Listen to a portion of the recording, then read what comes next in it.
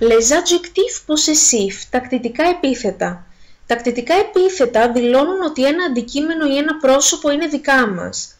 Το γένος του adjectif possessif συμφωνεί με το γένος του αντικειμένου που βρίσκεται στην κατοχή μας και ποτέ με το γένος του κατόχου του.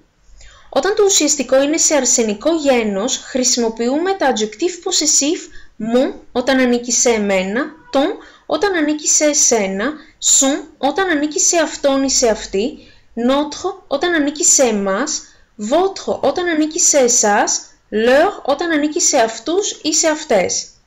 Όταν όμως το ουσιαστικό είναι σε θηλυκό γένος, χρησιμοποιούμε αντίστοιχα τα adjectif possessif ma, ta, sa, notre, votre, leur. Όταν το ουσιαστικό είναι σε πληθυντικό αριθμό, τότε χρησιμοποιούμε τα adjectif possessif me, te, se, non, vos, leur. Attention! Όταν μία λέξη ξεκινάει από φωνή ενιάς και είναι θηλυκή, δεν χρησιμοποιούμε ποτέ τα adjectif possessif ma, ta, sa, αλλά χρησιμοποιούμε τα mon, ton, son. Par exemple, δεν λέμε ποτέ ma ami, αλλά mon ami.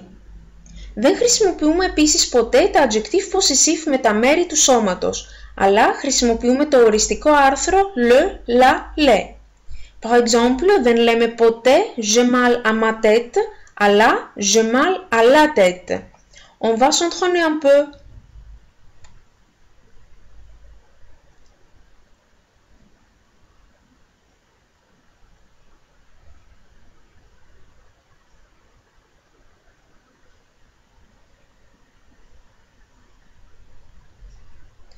Μπορούμε επίσης να εκφράσουμε ότι κάτι μας ανήκει με άλλο τρόπο. Χρησιμοποιούμε την πρόθεση à συν τα pronoms toniques.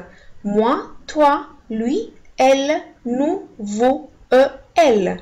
Par exemple, ce livre est à moi. Ce livre est à toi. Entraînez-vous.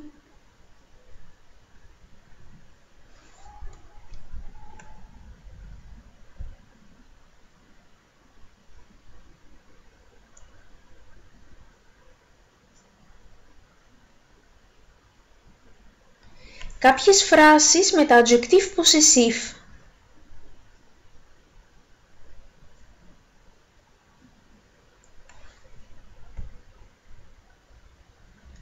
À plus. Created using Powtoon.